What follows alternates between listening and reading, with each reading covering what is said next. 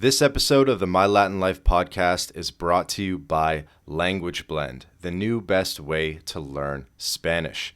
Language Blend focuses on what you actually need to live and get by abroad with daily one-on-one lessons, a dedicated texting partner.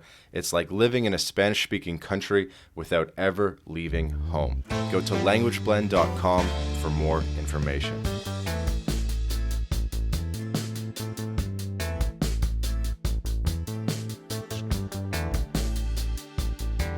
Welcome back to the My Latin Life podcast. Since 2014, My Latin Life has been your trusted guide to traveling and living in Latin America.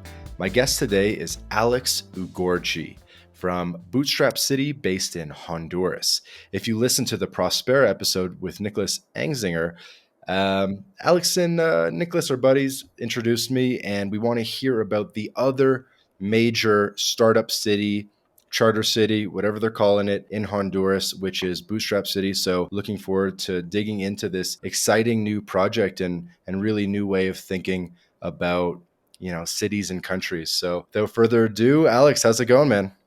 Great. Thank you so much for having me on. And you're in Honduras now, I believe. Yes, I'm in Bootstrap City, sometimes referred to as Ciudad Morazán. Is there a difference between Ciudad Morazán and Bootstrap City? I created the idea of Bootstrap City when trying to figure out how to capture the idea of Ciudad Morazán and explain and market it to a foreign audience.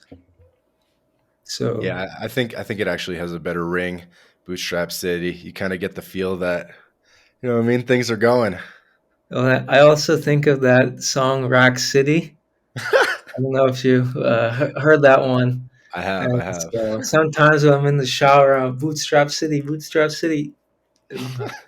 But yeah, I wanted to capture the fun, energy, and vibe that we have going on here, as well as that we're bootstrapping it. We're building a city from the ground up.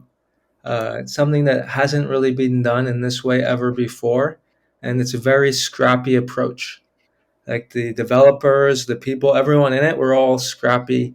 This is not some Bitcoin citadel city for millionaires.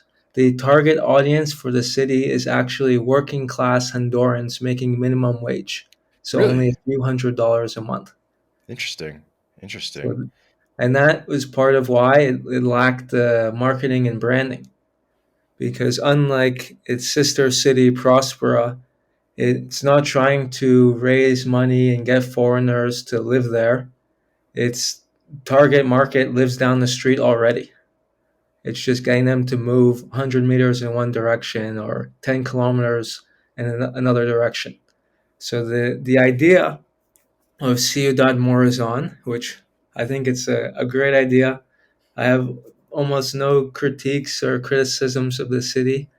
I think the developers of it, primarily Massimo Mazzone, he's the main guy behind it, his group. They thought about it very well and designed a very good business model that's about making money right away. Mm. Traditionally, in these type of projects, you'll raise money from venture capital firms, and you're not trying to make money today. Some venture capital firms, it seems like they're not trying to make money ever. It's just about hype, hype, hype, get a bigger valuation, and then sell it to SoftBank. I think WeWork is the most iconic example of this, where the founder made, I think, almost $2 billion, and the company hasn't made money and is like almost gone bankrupt. So this is the different model of Morazon, which is about cash flow. It's run by an industrialist group in Central America, and they wanted to create the city with this approach of we want to bring in revenue as soon as possible. We want Mm. everything to be thought of from a profit metric because profits are what inform us if we're doing a good job.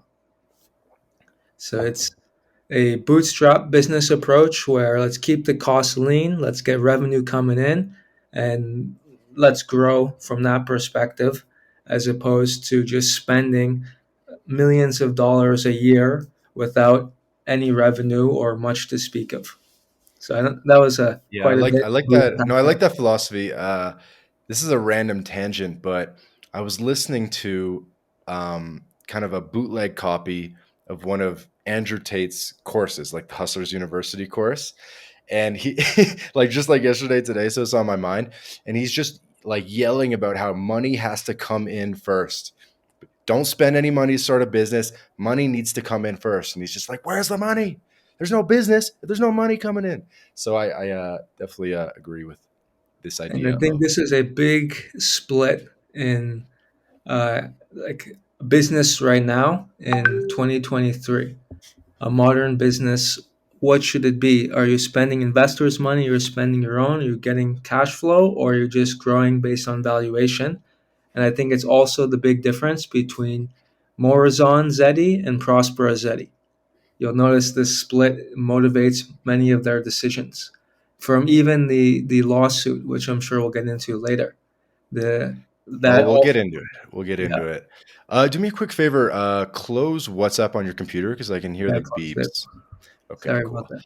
No worries. And so, just to help conjure up the image of Bootstrap City, is it? It's on the mainland of Honduras, right? It's not on the islands. Yes.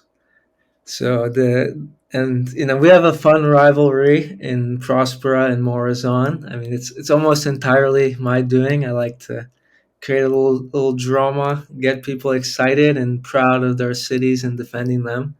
But Prospera likes to make it seem as if they have the best location. They're on some tropical paradise or something. But I would argue that Morazon has the best location. It is a little over 30 minutes outside the commercial capital of Honduras, San Pedro Sula, the New York equivalent, so to speak, and about 40 Mm, minutes from the main port of Honduras, Port Cortes. So you mm, have this new city, basically a suburb of the main commercial center, and 40 minutes from the main port of the country. So mm, could you have a better location for doing business? Because it's not right next to the ocean, you don't have the inflated price pushing up land and making the development very expensive. So the mm. prices can stay low and your business can keep more money and be more profitable. But you can still get to the beach quickly, you can get to the airport quickly. And I think that's what matters today in the highly globalized, connected world. Can your goods come in? Can people move in and out? And I think that gives us a big advantage in terms of location over the other Yeah, it cities. makes sense. Trucks can come in and all that stuff. So I definitely see the appeal of the mainland. I think both Yeah, have pros and cons. yeah, no snorkeling and scuba diving here, at least not yet. Well, like you said, it's pretty close. So San Pedro Sula, someone listening to this might be like, what? San Pedro Sula? Wasn't that like the murder capital of the world for like a decade? How safe is that? Yes, so there's been a lot of improvement in Central America as a whole, especially in the early 2010s. Murder rates fell significantly. They're still very high, don't get me wrong, much higher than your average European city. But now I think we're around the area of a bad US city in terms of murder rates. Uh, Okay, good. Better like than New US, Orleans. yeah, like US cities, it's very regional specific. Like, don't go into the favelas because, like, these, to give people an idea, there's certain neighborhoods. To even enter the neighborhoods, you got to roll down your windows and keep them rolled down so that they can see who you are and what you're doing there. If you don't roll down your windows, they might pull up a motorcycle, block your car, and point guns at you. Like, so, those neighborhoods you shouldn't go into. Although maybe we'll get into a story about that uh, uh, later on in the podcast of the adventure in there. We were checking out and getting us back on topic. So we are in Choloma. And for those who are familiar with Honduras, Choloma is known as one of the worst neighborhoods in Honduras. Now, it's kind of a misnomer because it's a city of almost 500,000 people, so it's not really a neighborhood, and they have safe areas and all that kind Hmm. of stuff. But there are some of the worst favelas around in this area. So the one person once said, funnily, Uh, Honduras has been called a shithole country. Choloma has been called the asshole of Honduras. Ciudad Morazán is in the asshole of an asshole. And yet we have no violent crime or crime at all, so to speak of. And so we were showing that by using free markets and private cities and good incentives, we can bring security to places that have less security generally. And that's one of the biggest value propositions of Ciudad Morazon is you can raise your family here without worrying about anything. You can start your business here without worrying about extortion or any other issues.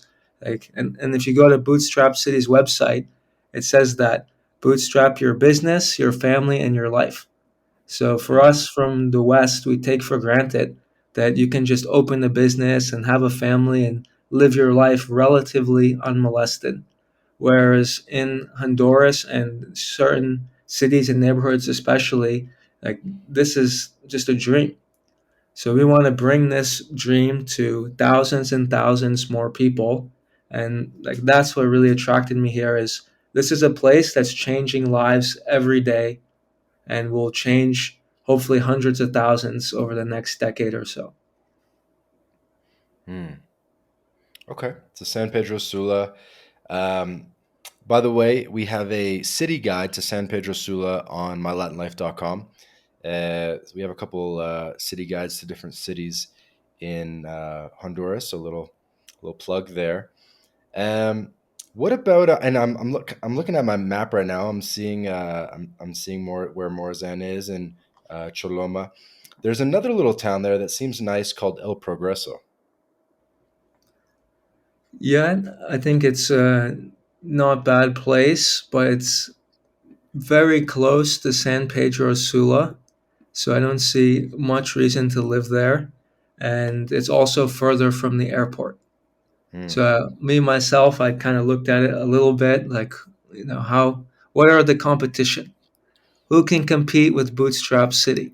Of course, there's no one, but El Progreso is decent on the list. I think the best small city in Honduras outside of the ZEDEs would be La Ceiba. I'm not sure if you Mm-hmm. have any familiarity with that. Mm-hmm. Where the ferry is to the islands. Yeah, so you can go any weekend or day you want to the islands, which are very popular, both international tourist wise and domestic tourism wise. You have most of the big store chains, amenities. There's a small international airport before COVID. They had way more flights. Hopefully, they'll come back over time. And also, not many people know this, but there's a Prospera campus that is going to be built a little south of La Ceiba. Oh, cool, cool. So that I think is pretty exciting. The mainland Zetis are far more interesting to me as I'm interested in business and logistics and those type of things. And island life is a challenge for those things.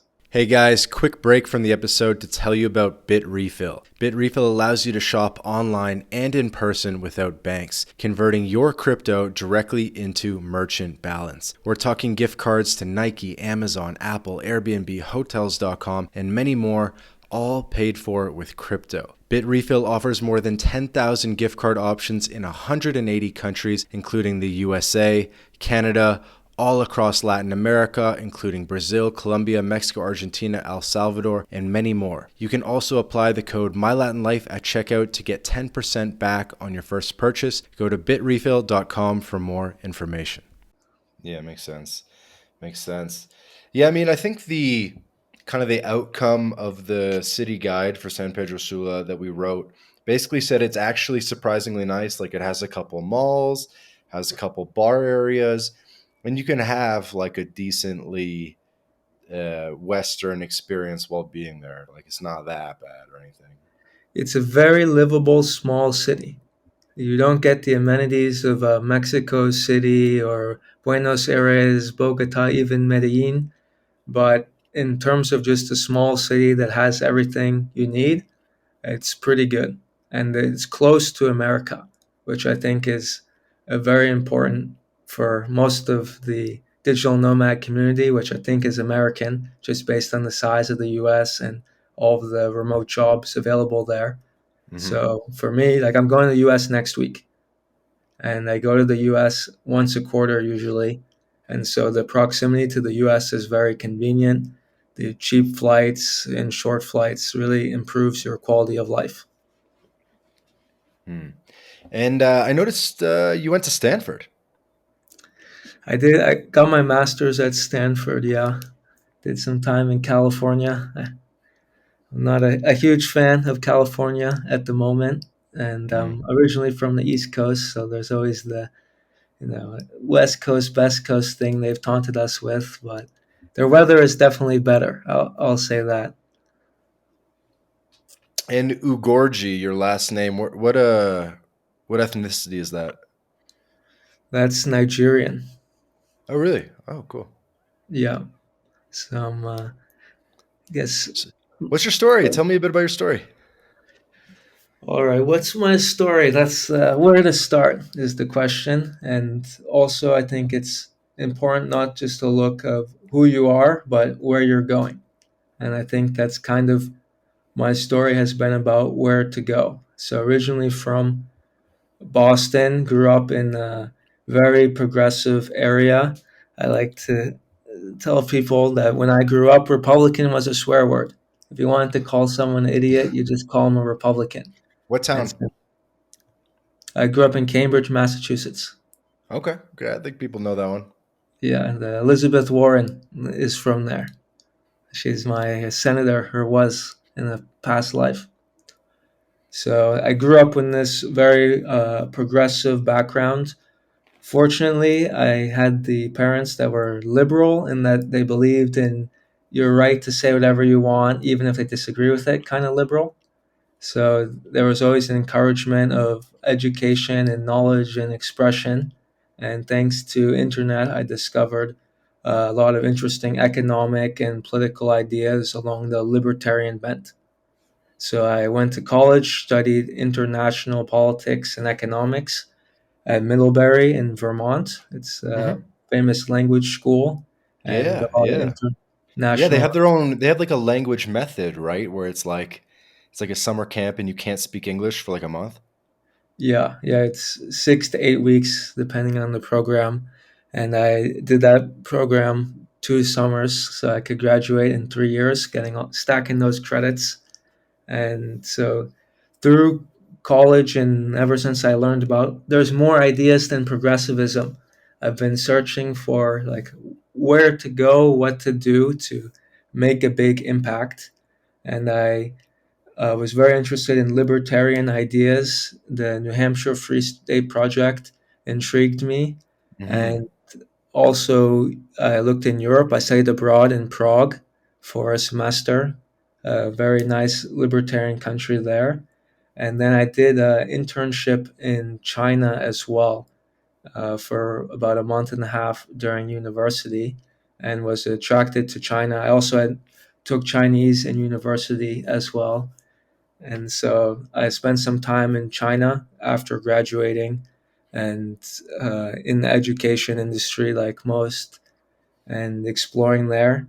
I realized that in China, education is a multi billion-dollar industry. There's billion-dollar companies listed on the stock market in China related to education. And so that's what motivated me to get my master's in education is I liked the industry. I liked teaching. I like sharing knowledge. And I also liked business and the excitement and growth of China. It seemed that China embodied more of the American ideals than America did. I was there in 2017 time. So this was a very lively time. They were doing the gig economy. Those shared bikes and scooters and all of those things were in China years before they came to US cities. And it just seemed like, how did they do this? They didn't have any permits or regulations. They had their own Ubers and you could do umbrella rentals, basketball, whatever. There was gig economy going, just things being built. You leave someplace, come back a week later, there's a new skyscraper coming up. So I was really excited by the energy there. And I went to get my master's to get more experience and knowledge with the Mm. plan of returning back to China. But I actually got sucked someplace else in Asia, and this was the first place that really called to me. It's Saipan in the Northern Mariana Islands. So we're a little Hmm. outside of Latin America right now. This Hmm. is I call it America's hidden gem, a place Yep. that It's almost, legally part of the United States. yeah, it's a U.S. territory near Guam. And Hmm. it's because of Guam that it kind of had to be a territory. So you can see Guam from the southernmost Mariana Island in the Northern Mariana Islands. So if it were to fall in the hands of America's quote unquote enemies, then our biggest domestic military base in Asia would be at a big geopolitical risk. So it joined in the 80s with a really good deal. It has the distinction of being the only territory that negotiated its entry into the U.S. So, Saipan or Guam? yeah, Saipan. Saipan. Saipan. Cool. I like that. Guam was a Spanish American War proceed. So they got what they got, and that's that. Where the people of Saipan, very like people like to look down on the I don't know, the natives, quote unquote, of the world. But these guys, they played the Americans for fools. Every year, hundreds of millions of dollars are sent there in subsidies, and they pay no federal tax. They're exempt from the Jones Act and many other restrictions that other territories would have. They have, no, for example, no H-1B cap. So unlimited H-1Bs can go there. They have their own special visa only for the island. They have their own customs, so separate customs from the rest of the US. Chinese can travel visa free there. So it's like this wild west of America that nobody had heard of. Hmm. And also former Spanish colony, I guess, to connect it a little to the Latin aspect. And so Right. the Spanish American War, the Philippines War. it was not part of the Spanish American War, but it was part of the Spanish Empire. And then it became part of Germany. And then after World War One, Japan. And then it was liberated in World War Two, one of the bloodiest battles in the Pacific Theater, and was then held by the UN in trust for decades before negotiating the fire deal to join the US. So after visiting there, I realized this is a fertile ground is what I would call it. This is a place where it's just everything's growing. Positive population, like people have kids there. The business climate is very open, and there's $1 billion Chinese casino that was coming in, and they were just like, "Yeah, bring your money in. We want investment. We want people to come in. We want jobs." And they didn't have the regulations and taxes and all of that that had made it to the U.S. because this place had never really been a country. It's a 3,000-year-old like tribal civilization where everyone's just doing handshake deals, and it's all like high trust honor society, and thus they didn't create this complex bureaucracy to regulate everything.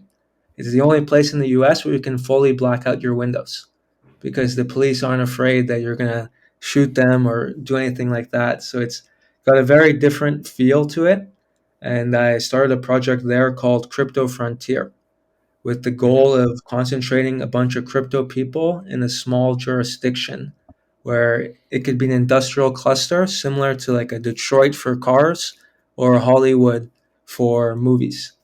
And by having all these people in one place, you could have an outsized impact and kind of have a crypto standard in the economy. So this was in 2020, right before COVID started. So we had some pretty cool movers come out, Vin Armani, Mark Edge, and a few other people that were excited about the project. We were planning conferences, we were going to grow it, and then boom, whole world shuts down, and we're in a pretty isolated spot. All the connecting hubs that were used normally, Hong Kong, South Korea, Japan, all locked down. So it changed pretty quickly from being this like isolated but highly connected because you have two of the top three airports in the world have links to it, to having only connections through Guam and having to do like a three layover journey it kind of killed the momentum a bit. And from there, I learned about the ZEDEs and realized that to do what I really wanted to do and build, you probably have to leave the US to get the economic freedom required. And I think places like Prospera show that with their legal tender, not just of Bitcoin, but of Ethereum and stablecoin as well. So like they're able to do things much more efficiently, quickly, and with much less regulation than anywhere in the US ever could.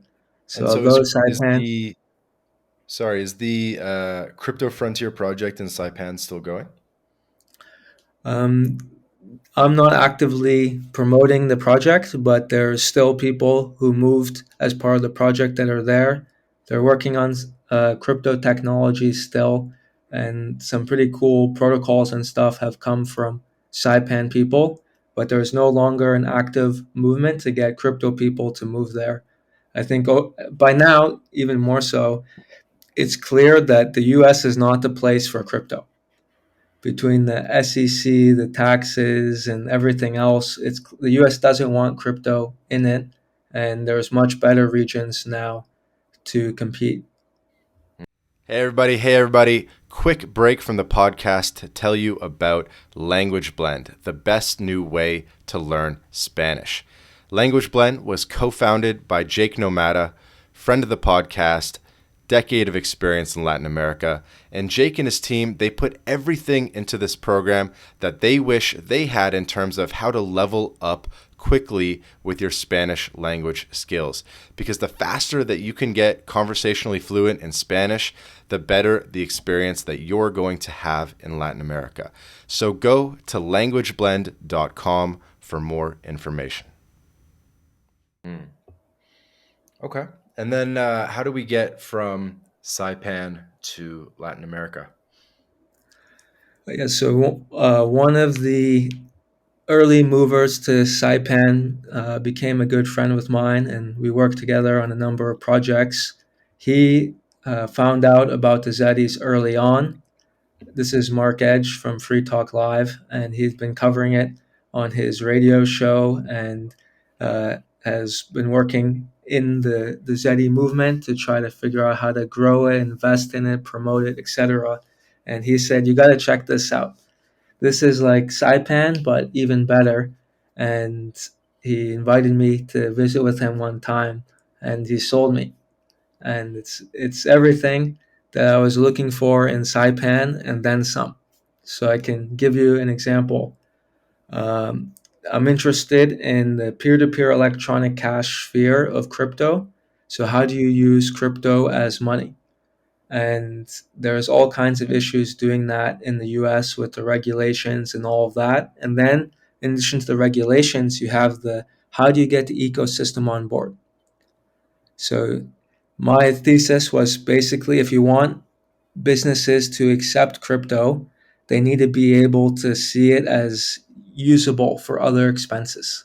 And what are the biggest expenses? Well, energy is a huge expense for most businesses, and rent. So in Saipan, we had even built a bill pay system to allow merchants to integrate and pay with crypto their electricity bills on the whole territory. After we built it, we discovered that there were some regulatory issues that technically this is a money service business and it would be a felony to charge any fee to do this bill pay service.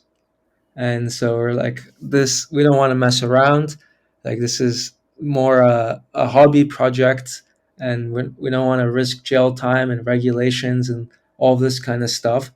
Whereas in the context of Prospero, you have legal tender, so you can pay your taxes directly in crypto. The residence towers, Duna, that are being constructed, they take crypto.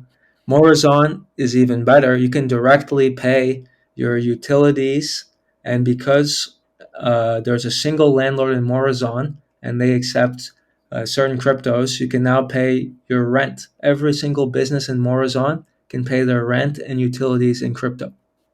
And this is the magic of Morazán, is the accessibility, the openness to business, they just want to build and do cool, innovative things. So if you come in there and say, look, I have this cool idea, here's how it can be win-win for both parties, they'll say, let's try it out. And so that was what really excited me about the ZEDEs is all of the people there are builders. They're the neo-industrialists. They're not just, Hmm. I'm a digital nomad because I can live twice as good for half the price and I can get foreign girls and blah, blah, blah. I feel They're, attacked. they're there I'm because they joking. want to change the world and build things.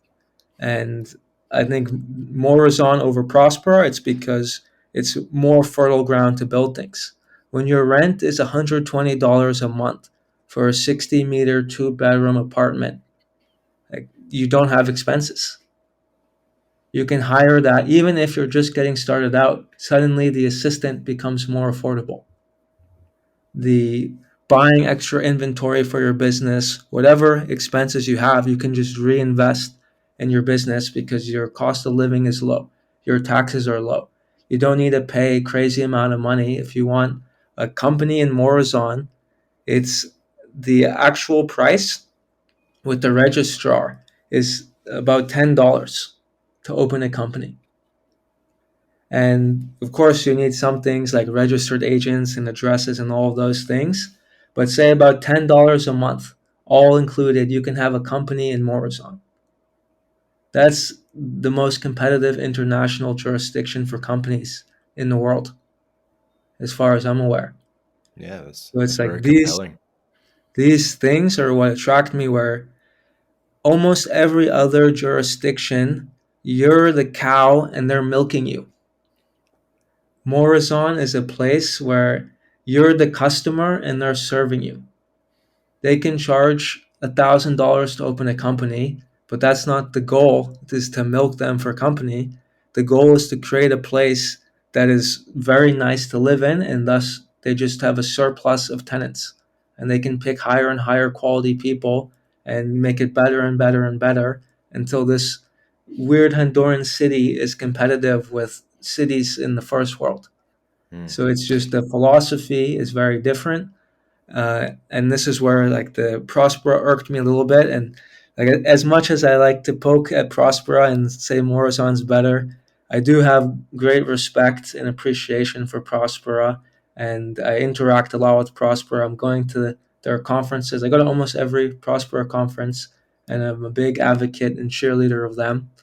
But the VC incentives, I think, perverts them a little bit, where to be a resident of Prospera, you must pay, believe it's $1,200 a year if you're a non-Honduran Mm. to live inside Prospera. Where in Morazon, you just pay your rent. To be Mm. to open a company, you must be an e-resident, which also it's less, but it costs money. So it seems like they're just trying to collect fees, which they're a business. They got to make money. They're spending a ton of money creating thousands of pages of regulations and legal norms and all of these things. And for some businesses, this is important. There's banks in Prospera. You can't be a bank without regulations. In Morazon, you can open a bank, but you're not going to get any correspondence. So Prospera is certainly providing a valuable service to businesses that need this kind of stuff. If you want to submit a study to the FDA and say you have a medical regulator in your jurisdiction and here they are and here's this and that, Prospera is great because they build all of this infrastructure. The trade off is that they have thousands of pages of regulations. So, yes, the US might have millions, but I'm not going to read thousands of pages of regulations. Me, Mm. who has been in and around Prospera for almost 2 years now, every time I go there, I learn about some new regulation or rule I was unaware of that has some effect potentially on a business that would operate there. Mm. Whereas in Morazon, you can read all the regulations in one day. I mean, you might need to read Spanish because some of them are in Spanish only, but you can even throw them in Google Translator and figure it out due to the simplicity of them. Okay. So that's the Morazan laws, which you're saying is a pretty pretty limited, but Yeah. that's stacked on top of the existing Honduran legal system. Yeah, so I guess we kind of talked a little bit about what are ZEDEs. So ZEDEs are zones for employment and economic development. That's what the acronym stands for. And there was an amendment to the Honduran constitution that created a new political subdivision of Honduras. And they're called ZEDEs. I believe it's Article 329, if someone wants to look that up. So these political subdivisions were granted a lot of autonomy over civil and commercial matters. So things like tax, uh, policing of civil disputes, even a little bit of criminal, they can pass it off to the Honduran criminal, but almost all things civil and commercial are under the jurisdiction of the ZEDEs, which is almost everything that you deal with on a day-to-day basis. If you're not violating criminal laws, which hopefully most of your listeners are not, then you don't interact with the normal Honduran regime at all. You can live Yeah. in the ZEDE, pay taxes to the ZEDE, interact with the ZEDE police officers. If you have a dispute, go to the ZEDE arbitration center and have Mm. very high degree of autonomy from the rest of Honduras. And this is the controversy. So, as you and Nicholas talked about, the current administration has some tension over the ZEDEs. They feel that Honduran sovereignty is under attack because you have these private cities, essentially, these political subdivisions. Often the investors are foreigners, so it's like foreign invested political subdivisions, but they don't talk about the fact that the top legal officer in the ZEDEs must be a born Honduran citizen, and that this legal officer is appointed by the government, and that the Honduran Bill of Rights and Constitution applies to the ZEDE. So it's largely a political debate between centralized people. Like you could say it's a federalist, anti federalist debate. Should there be parts of Honduras that have additional autonomy? The ZEDE people would say, yes, look at what they've done already. Prospera has attracted $100 million plus investments, even with the hostile government climate. And Morazán has eliminated crime in one of the most dangerous neighborhoods in Honduras and provides 24/7 water in an area that doesn't have water, clean streets where there's not clean streets. Like all these services that governments could provide but struggle to provide in many parts of the world, the ZEDEs provide excellent versions of them in those same areas. You know what this got me thinking? Do you guys have a helicopter pad? We do not have a helicopter pad, and why are you going there? Hopefully, no helicopter rides. We're against that. Well, I was thinking if there's no, if you're sort of stripping away the commercial and yeah, like commercial laws of Honduras, right? And it's just the whatever it's called, the criminal law. Couldn't you just helicopter into the ZEDE without going through Honduras first? And that way you could like maybe like bring stuff into the country or things like Yeah. that. So there's things that the ZEDEs explicitly or have no authority over. Immigration is one of them. And same thing, the Honduran government has the right to inspect goods coming in. There are free ports, so there's no import tax to import goods into the ZEDEs, but the government has the right to inspect to make sure there's no contraband or smuggling. And same thing for people.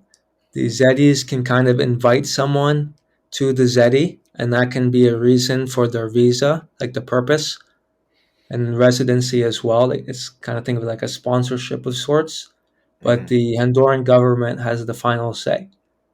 So these were put in to make it explicit that these are not separate countries.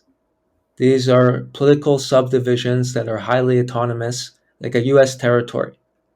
and all kinds of governments have these territories, cantons, overseas departments, whatever you want to call it. They have a sovereignty over a lot of matters granted to them by the Constitution and federal governments. But for the things like military and the other sensitive areas, the federal government retains control over those. But yeah, it's That a makes fun sense. idea to think of. The most fun on that regard is drone taxis. Hmm. Prospera likes the idea of doing drone taxis between its various campuses with unmanned drones to allow the flying cars that we were promised so long ago, but never got. Have you connected with Thibaut Surley, one of the experts on the free private city stuff? Not Have you directly. heard of him?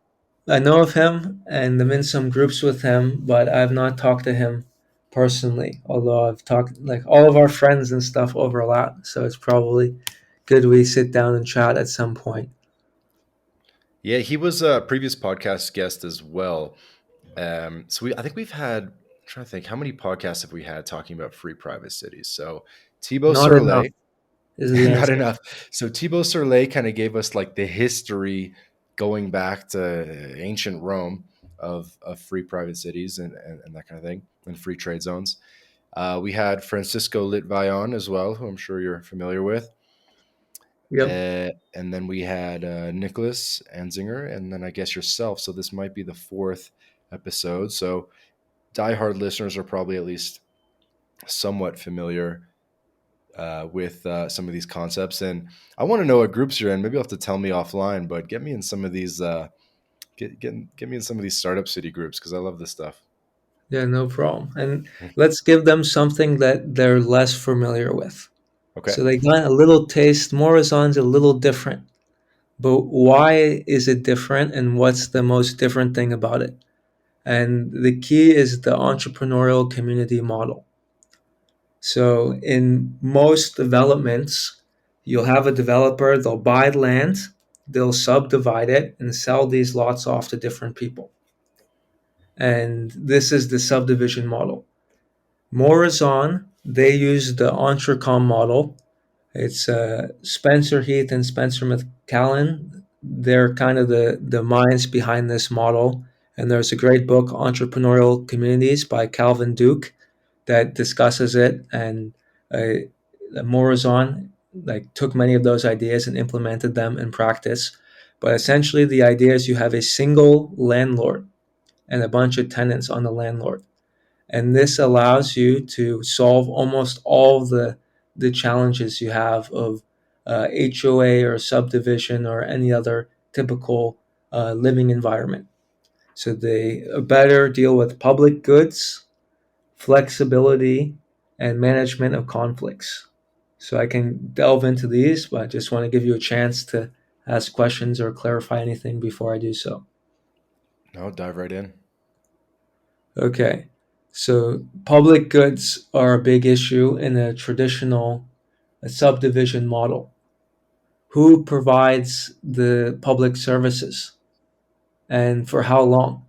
So in many cases, you'll have a developer, they'll build these nice parks and golf courses and whatever to sell off their condos. But once they sell them off, the maintenance starts to decline because there's no need for the grass to be green, and when the HOA starts having meetings, they're like, well, do we really want to spend money on this or that? And they start fighting. So that's one public good that's a challenge. Another somewhat related public good and segues into another topic is the management of conflicts. So imagine you have rules in your HOA or subdivision where you say you can't play music above a certain number of decibels. So you have this nice street, a great community, and all of a sudden you get this neighbor who just loves his like trap music. He's just blasting trap music, but he keeps it right below the max decibel count.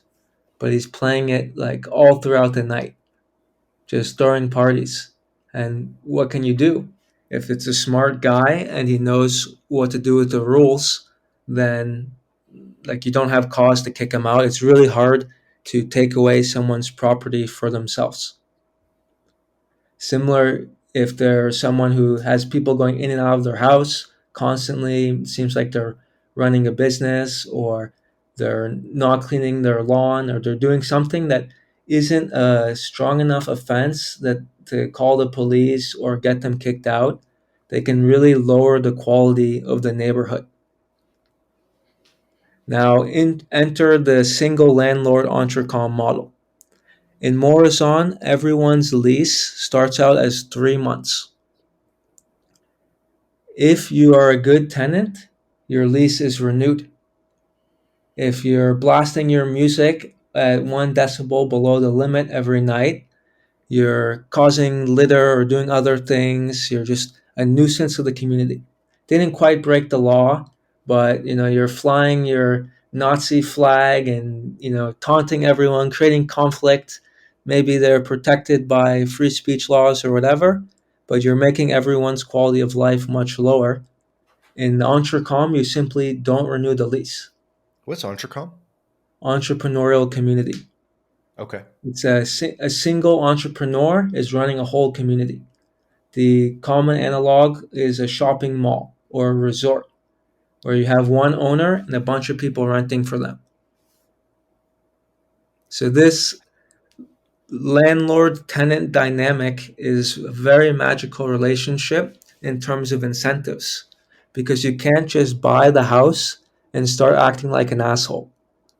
And like, we all have a little bit of that in us, right? A little desire to test the rules, push the boundaries, be a troll, see what we Mm-hmm. can get away with. Mm-hmm. But in this model, you have the opposite incentive.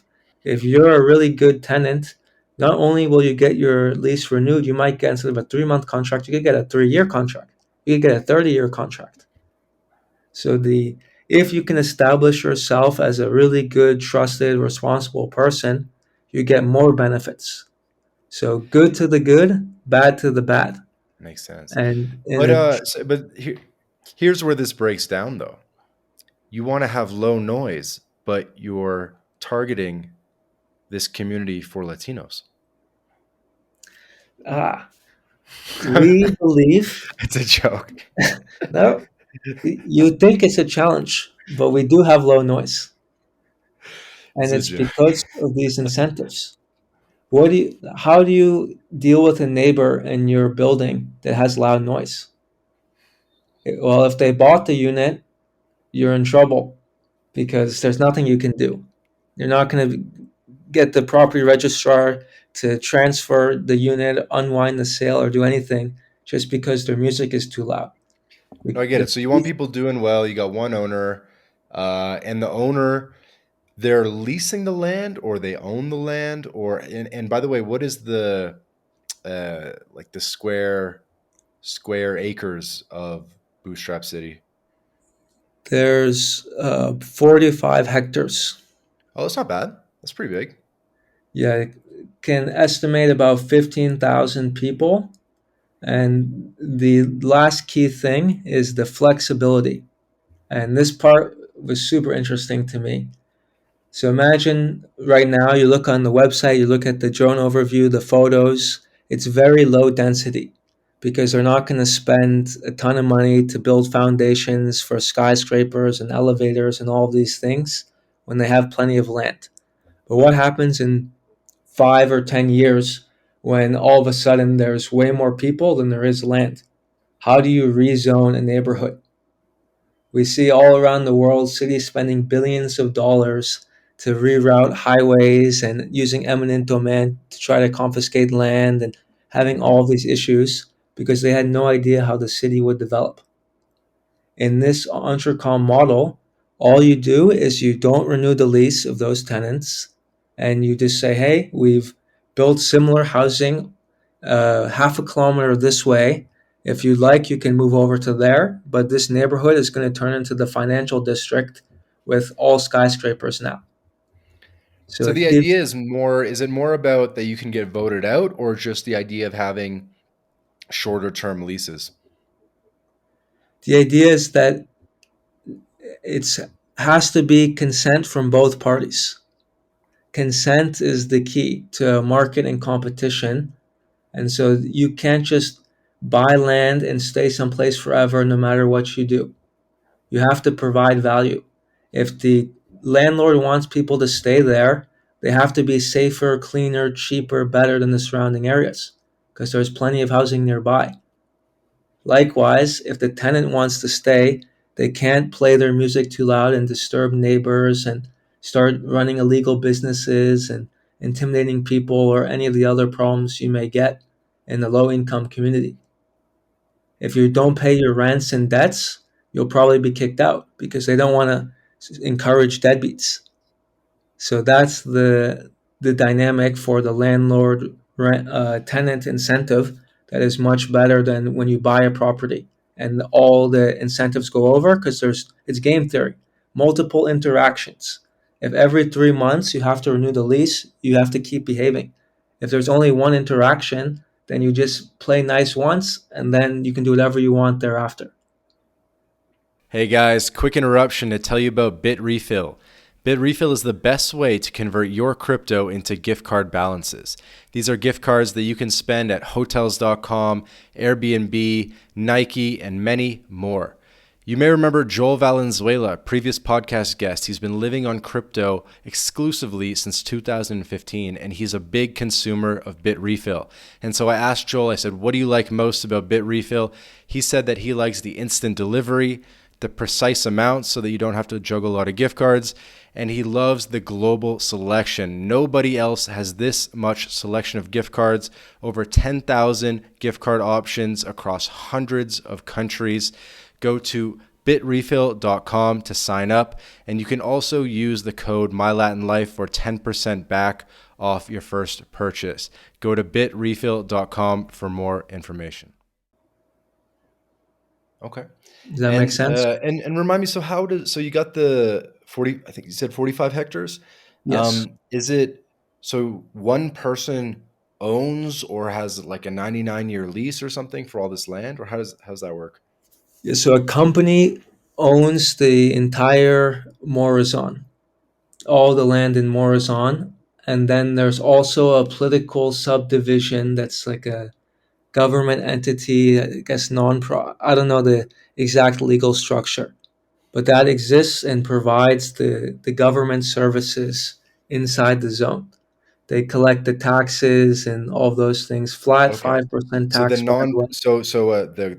the private company owns the land, the 45 hectares, and they basically lease it to the nonprofit that handles all the jurisdiction stuff.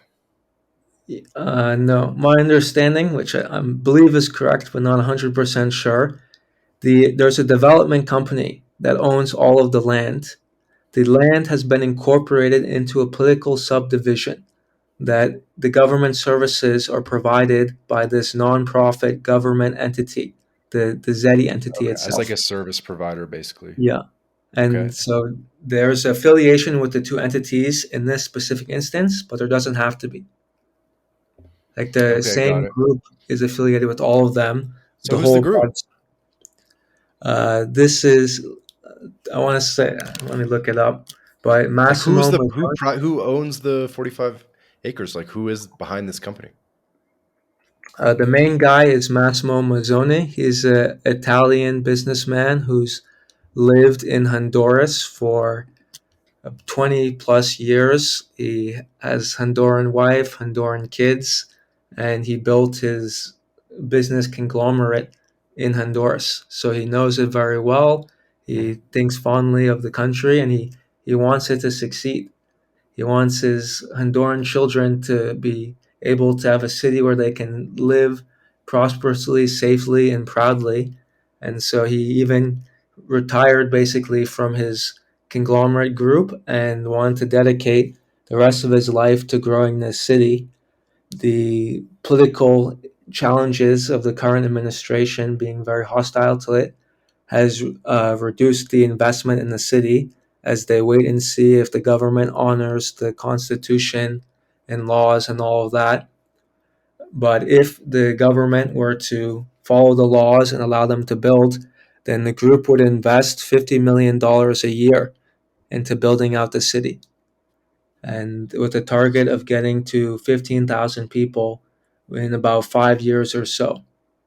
So this Mm. is a very serious, ambitious project and well funded and expected to be quite profitable as well.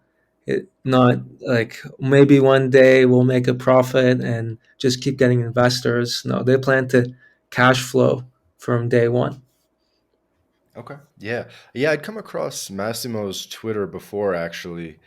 And he also does a little bit of public relations in terms of explaining the purpose of Bootstrap City and stuff. So you guys can look that up. Yeah, his It's group is Massimo Mazzone 3cgroup.global. Group. And as you said, he's very active on Twitter.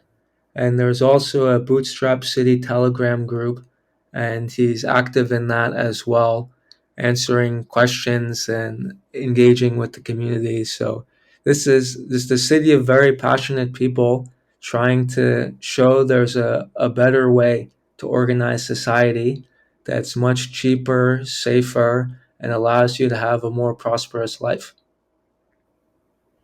Okay. Yeah, seems like a well-intentioned guy. Worked at a Boston Consulting Group for 10 years. So seems like guy that kind of just understands business in general. What was I going to say? And does he have partners as well, or is he like the sole owner of the ZEDE? The group owns it. So there's Yeah. I guess partners is he the in the sole owner of group. the group, or do other people No, have no, shares in it? there's other people, but he's the main guy in the group. Right. So who And else? Like maybe he's just the front man. I don't know. Like tell me more about like who else is involved. uh, he's the main guy involved. I've not met anyone else from the group in my year and a half plus of being here. This is like his baby, his dream, his project. But there's some lawyers and stuff. I guess I don't know. I wish there was some more interesting story, but it's just a nerd who believes in free markets and did well in business wants to prove that the free market can bring prosperity to poor people, or not just the island for rich people and foreigners and Hmm. Bitcoin and flying cars, gene therapy, that normal everyday Hondurans can Yeah. have a very good quality of life, see their children grow without immigrating illegally to the US or elsewhere, like in Honduras. And So how do so we do far, that? How do we do that? What's like what are the best what kind of businesses are a good fit? What kind of I guess Honduran people, like what kind of skill sets are a good fit that, you know? yeah, so one of the challenges, like you say, how do we do it? Well, their business model is pretty rock solid. They don't need the zero foreigners could move to Morazan and it would be very successful. Zero foreigners could invest in Morazan, it would be very successful. Its business model is have a highly autonomous zone with great rule of law, taxes, and regulation in the industrial heartland of Honduras. Get the fact, and we're surrounded by these massive multi-thousand person factories. Get the factories to just move half a kilometer over into Morazan. Their workers can have a safe place to live, walking distance from work, good education, good rule of law, good living environment. So you get lower turnover, less issues of people disappearing or having issues with expensive housing, getting kicked out, transportation. All of that's eliminated. So the businesses, in addition to their tax and regulatory benefits, their workers also have great quality of life. So Okay. when they started Morazon, they already had about 800 jobs lined up, ready to go. So they figured maybe 25% of them would live in the community. So they've already got a community, and these people have families, kids, whatever, of hundreds of people just from the start. And these Hmm. businesses would be paying taxes, and that would cover all of the cost of administration. Right. Then the election in 2021 happened, and Massimo was basically saying, look, we don't know what's going to happen, this government says that they are anti-ZEDE and they want to get rid of them. So I can, in good conscience, recommend you to come in yet. Let's wait and see what will happen. So he's very like upstanding guy to his own detriment, I would argue. Like many of us bystanders feel like, man, if Massimo had just said there's risk, be careful, but we're gonna do everything we can to ensure the success of Morazan. We might have thousands of people in here right now, all with better quality of life and thriving. But it's easy to say when it's not your money and you're not asking someone to put their business at risk. So if the political certainty returns to where it was before, where the government says, of course, we're going to follow the law. The authority is given to us by this constitution, so we will adhere to it because without it, we are nothing. If that environment were to return, or even something closer to that, then I think there will be millions and millions of dollars invested by factories that are already in the area Hmm. or just What type of miles away. factories? Most of these factories are textile factories and other light manufacturing. So a lot of the like your underwear and your Nikes and those type of things, not the shoes but the apparel, are made in Honduras, also Hmm. in free zones. So Hmm. this isn't the first time that a free zone law was passed. The government got jealous that they weren't getting the tax revenue and power that they were used to. I was And coming to that then, question. yeah, what happened last time is they tried to shut them down and the workers rioted. They're like, I'm not going back to subsistence farming. You can, like, as much as you NGOs and, elitists say that this is inhumane working conditions, my farm was 10 times worse. I was getting bitten up, sunburned, and doing backbreaking labor all day. At least I get to be inside, get higher pay, and can improve my family's conditions. So then they became untouchable. So there was this like trying period where the one administration passed these free zones to attract investment into Honduras. A bunch of companies came in to do light manufacturing, labor intensive light manufacturing, and then there was a change in administration. They started attacking these free zones. Oh, you're not paying enough taxes and you don't have the same rules as we do. We got to shut you down. And the workers said, no, we will not allow this. This is our best shot at prosperity. So the hope is that the ZEDEs will have the same story. And that's so far what they're doing, where all the time, like my AC, I just got it repaired recently. The AC guy, said that he hated the ZEDEs. And then he came in here and he realized it was nothing like what he thought, based on the like he thought it would be full of foreigners and they're just colonizing and doing all kinds of evil things. And he just, wow, like 95% plus people here are Hondurans and they're just like living nice lives. It's green, it's clean, it's great. Like, how much is it to live here again? Wow, that's so cheap. Like, I should move in here too.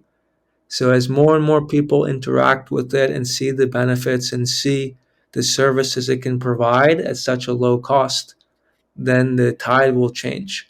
So it's basically this race between what will happen. Will the government violate the laws, incur a massive penalty for breaking treaties and its own laws? Or will it say, okay, we're going to allow these ZEDEs to create jobs and opportunities for the people of Honduras, who are some of the poorest in Latin America and Yeah. desperately need opportunity? See, here's the thing is moving an existing factory from a place where they pay tax to a place where they pay basically no tax. Well, they I can I can see how it's more the Hondu complicated than that. I can see how the government wouldn't like that though. Like if you were creating net new businesses There's and it was restrictions against that. So you can't like directly take tax revenue. There's like all kinds of complexities behind that. And the businesses they're targeting are already in free zones. hmm, So it's less about the tax and more about the labor and other regulations. So you're in Latin America, right? Labor laws here are something else. Someone can steal from you and you fire them and you have to pay them like thousands of dollars in severance, multi-month severances.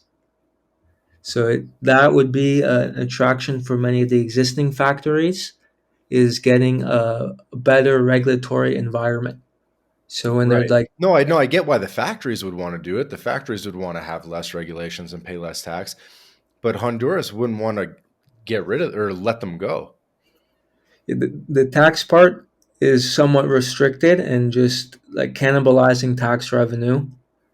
So the ones that have already taxes, they're moving for non-tax reasons, or they'll start a new division or new revenue line here instead of a neighboring country like El Salvador or Nicaragua. But yeah, there certainly, uh, in some small cases, that argument is valid.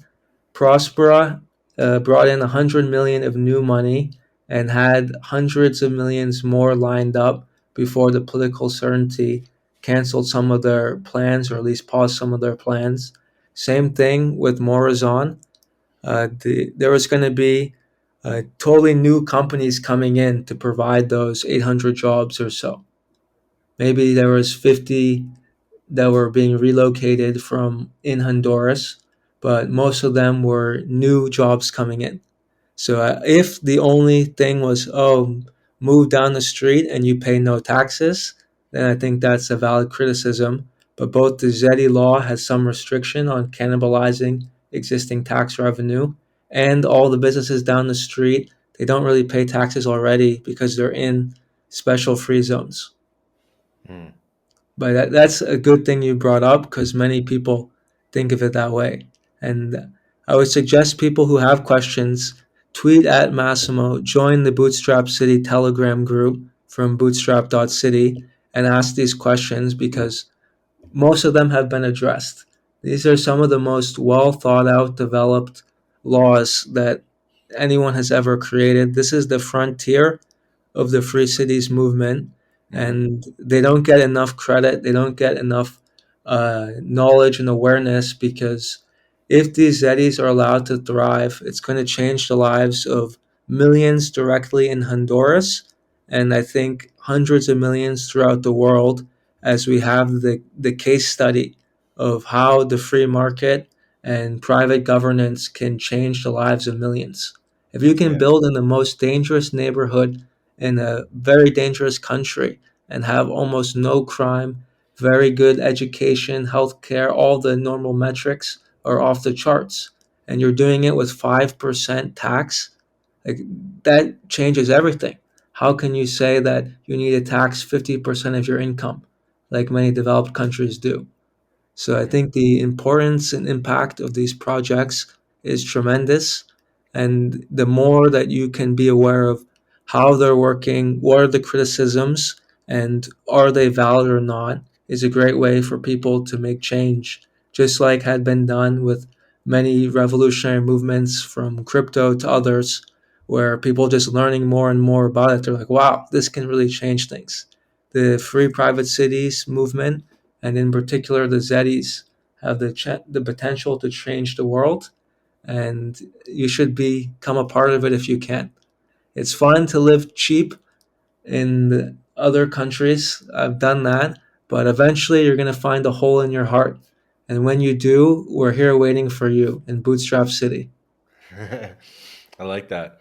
Yeah, I assume they have the, cannibalizing tax revenue thing figured out. I just wanted to hear what your thoughts were on that. What I would love, Alex, is I would love for you to put Bootstrap City in the context of the leading uh, uh, ZEDE projects. So not just in Honduras, but maybe in Latin America and really in the world, because there's probably like a top 5 coolest projects, right? Top 10. How would you kind of like describe the landscape and how Bootstrap City fits into that? Yeah, sure.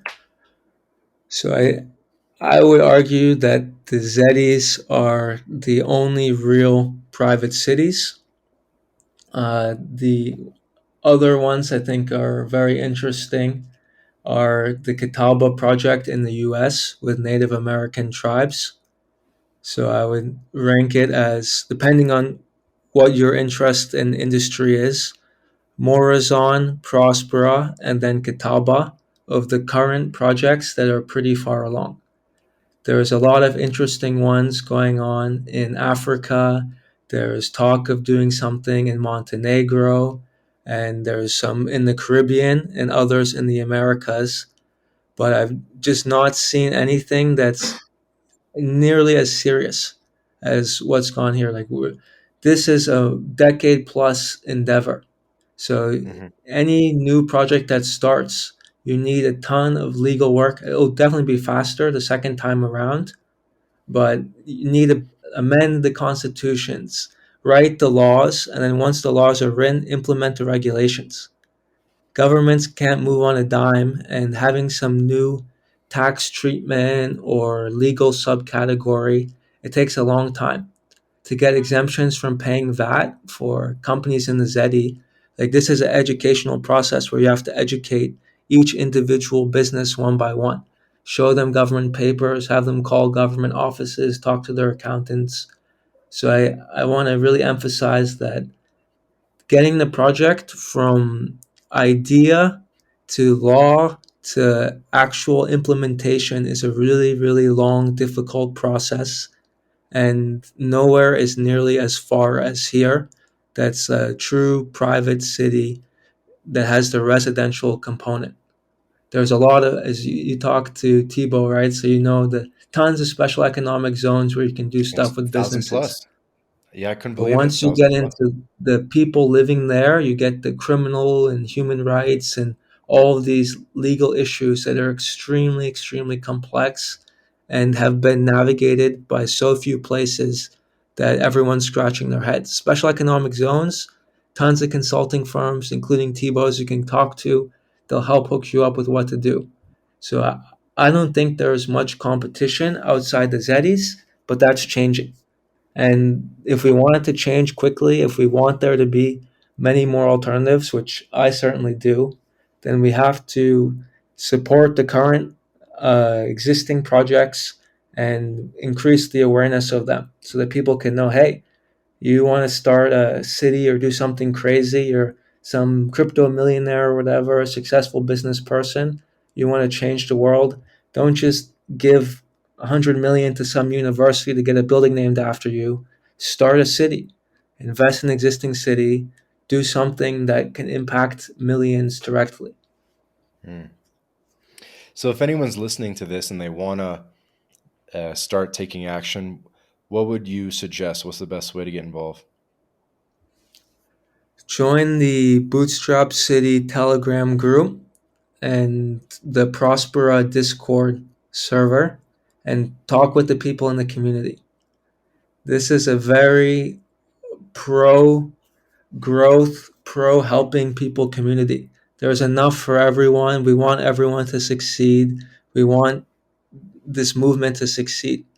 We're not fighting for scraps. It's everyone can win, and they're happy to talk with you, answer your questions, even stupid questions, and help you to learn more.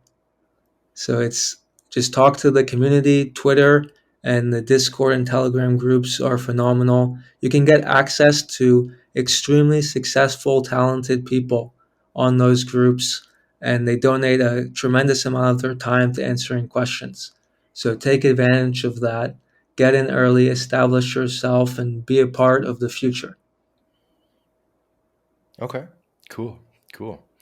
And I do want to ask kind of one topic, which is about the future of free private cities in general and the future of ZEDEs in general. And obviously, this is a very new concept, but yeah, a lot of smart people are working on it, and it's really very disruptive. So let's just imagine we just seconds ago hit the joint, we ate some magic mushrooms, and we're thinking about the future of free private cities. What does it look like? Paint me a picture. The future is the city for you. Thousands of cities of all different persuasions. You want to live in Sharia? There's a city for you. You want a vegan city, carnivore city, no cars, only cars, whatever your preferences are, there should be a market serving you, and you can move through these markets throughout time. So that's the vision we're working towards. We want everyone to have choice. There's no right solution for everyone. You should be able to get yours. Competition will allow that. Let's bring competition to governance. Hmm. Yeah, I think competition to governance makes sense. What's the alternative, or what's the like counter argument in terms of maybe like a weird dystopian future where there's like all these private cities and they're setting their own rules, and I don't know, there's maybe like a lack of cohesiveness, or just maybe if there's too many private cities, things actually become more difficult to navigate. Um, I think that's a champagne problem, to be honest, right?